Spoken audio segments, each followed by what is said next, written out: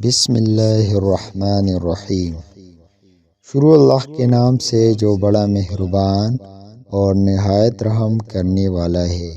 حضرت ابن عمر رضی اللہ عنہ سے روایت ہے کہ رسول اللہ صلی اللہ علیہ وآلہ وسلم نے ارشاد فرمایا، اسلام کی بنیاد 5 چیزوں پر ہے: اللہ تعالیٰ کی توحید کا اقرار، پابندی سے نماز قائم کرنا، زکوٰۃ ادا کرنا، رمضان کے روزے رکھنا اور حج کرنا۔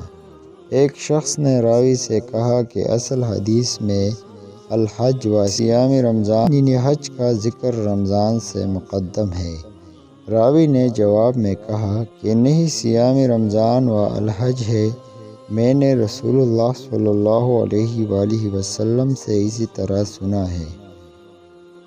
اسی طرح ایک اور حدیث میں سعید ابن عبیدہ السلمی ابن عمر رضی اللہ عنہ سے روایت ہے کہ رسول اللہ صلی اللہ علیہ وآلہ وسلم نے ارشاد فرمایا، اسلام کی بنیاد 5 چیزوں پر ہے: اللہ تعالیٰ کی عبادت کرنا اور اس کے علاوہ ہر چیز کی عبادت سے انکار کرنا، پابندی سے نماز پڑھنا، زکوٰۃ ادا کرنا، بیت اللہ کا حج کرنا اور رمضان کے روزے رکھنا۔